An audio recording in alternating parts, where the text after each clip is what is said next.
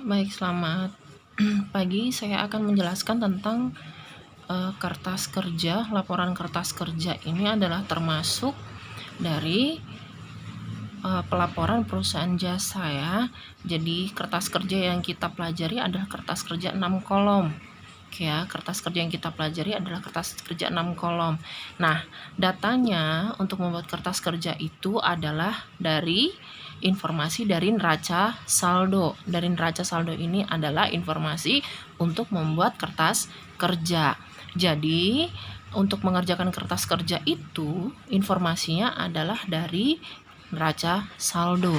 Ini adalah kertas kerja bentuk 6 kolom ya. Kertas kerja bentuk 6 kolom. Karena di kelas 8 kita hanya mengerjakan atau membuat pelaporan kertas kerja 6 kolom. Nah, ini yang masuk di sini ada kolom itisar laba rugi dan neraca. Ingat, neraca dengan neraca saldo itu beda. Itisar laba rugi yang masuk ke dalam itisar laba rugi adalah akun nominal. Ya, akun nominal. Oke. Ini akun nominal. Akun nominal itu apa saja? Akun nominal itu terdiri dari pendapatan dan beban. Ya, akun nominal terdiri dari pendapatan dan beban. Nah, di sini kita cari yang mana pendapatan. Nah, pendapatan ini kita pindahkan ke kolom itisar laba rugi.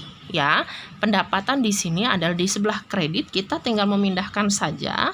Pendapatan jasa ada 1 juta. Lalu ada pendapatan bunga ada 120.000.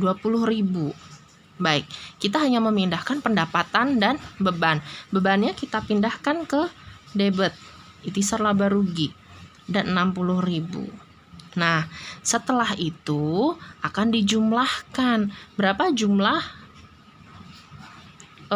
dari beban? Yaitu 40 ditambah 60 adalah 100.000. Nah, ini adalah 1.120.000. Oke ya, kita sudah tahu di sini adalah jumlahnya. Tuh, jumlah ketika kita jumlahkan. Ingat, patokannya adalah kalau debit itu pasti beban, kalau kredit itu pasti pendapatan. Oke ya. Nih, di sini. Oke, kita jumlahkan. Nah, lalu yang kolom neraca itu yang dipindahkan adalah akun real. Akun real itu terdiri dari apa? Harta, utang, dan modal. Ya, harta, utang, modal itu adalah akun real. Ya, berarti yang dipindahkan ke dalam neraca adalah akun-akun yang termasuk ke dalam harta, utang, dan modal. Baik. Nah, kita di sini cari mana yang termasuk ke dalam akun harta. Oke, kas. Kita pindahkan kas. Kasnya berapa di sini? 500.000. Oke, sudah kita pindahkan. Piutang usaha 1.400.000. Ya, terus ada perlengkapan 200.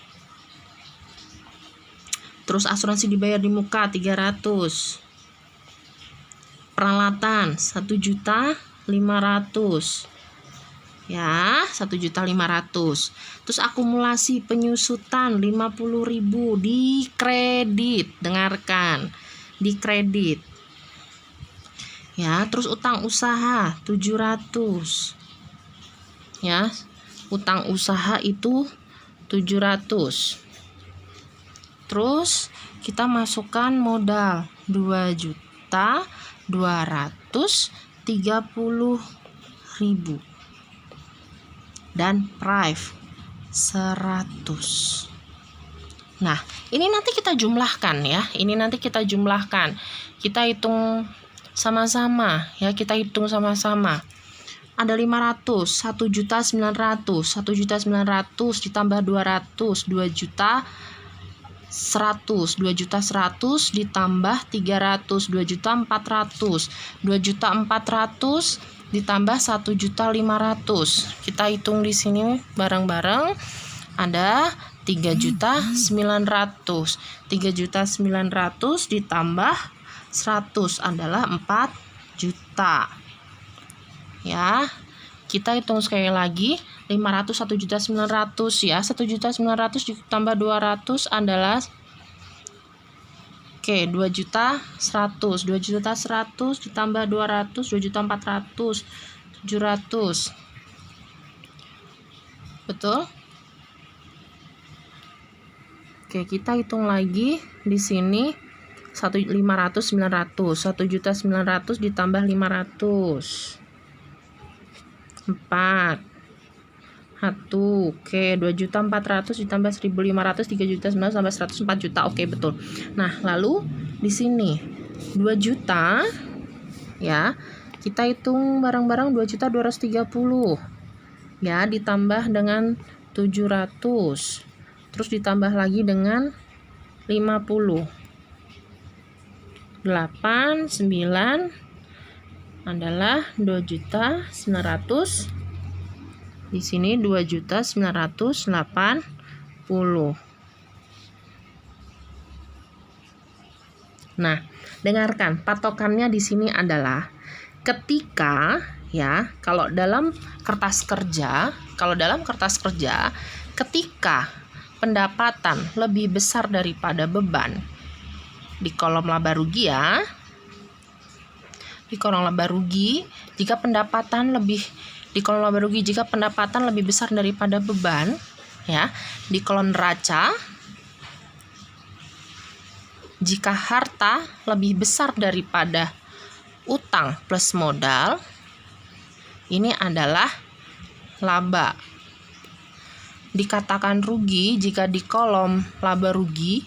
Di kolom laba rugi itu misalkan pendapatan lebih kecil daripada beban, lalu di kolom neraca harta lebih kecil daripada utang plus modal, ini dikatakan rugi. Ya, dikatakan rugi. Jadi dikatakan laba jika dalam kolom laba rugi, pendapatan lebih besar daripada beban. Di kolom neraca harta lebih besar daripada utang plus modal, itu adalah laba. Dikatakan rugi jika dalam laba rugi pendapatan lebih kecil daripada beban, neraca harta lebih kecil daripada utang plus modal, itu rugi. Oke ya, sekarang kita hitung bagaimana Bu caranya untuk tahu ya, bagaimana caranya untuk tahu berapa labanya dan berapa ruginya, padahal di sini jumlahnya berbeda. Oke, kita hitung selisihnya ya. Kita selisihkan. Sekarang kita selisihkan 1.120.000 dikurangi dengan 100. Berapa? 1.020.000. Oke, di sini kita taruhlah di sini 1.020.000. Oke. Di sini 4 juta dikurangi dengan 2.980.000. Oke ya. 10 2 90 1.120.000. 1.020.000. Nah, ini akan sama nanti jumlahnya. Ya, jumlahnya menjadi berapa? 1.120.000. 1.120.000. Ya, di sini jadinya 4 juta. Di sini 4 juta. Nah, dengarkan. Yang jadi patokan adalah ini itu harus sama. Ya, ini harus sama. Ya, jumlah selisih. Ya, selisihnya harus sama untuk mencari laba atau rugi. Nah, di sini dikatakan laba. Ya, di sini adalah laba. Kenapa laba? Karena posisinya dari sini aja kita sudah tahu sebenarnya. Karena jumlah pendapatan itu lebih besar daripada jumlah beban. Terus di sini juga jumlah harta lebih besar daripada jumlah utang plus modal.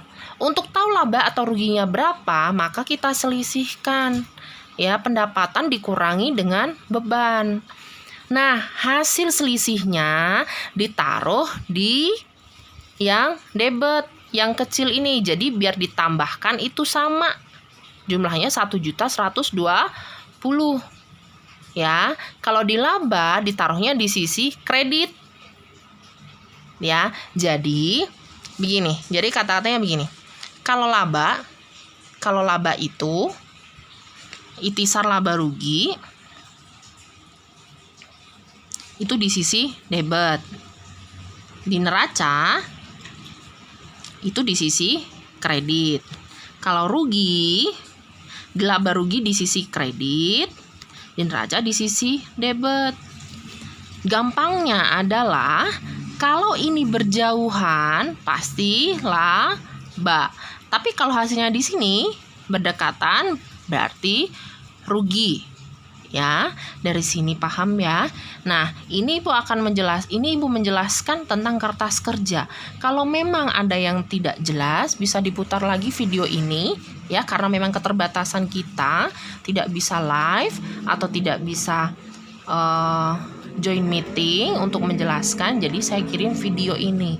Kalau memang tidak jelas, bisa kalian ulangi lagi video ini. Baik, terima kasih. Selamat siang. Semoga kita semua dalam lindungan Tuhan Yang Maha Esa.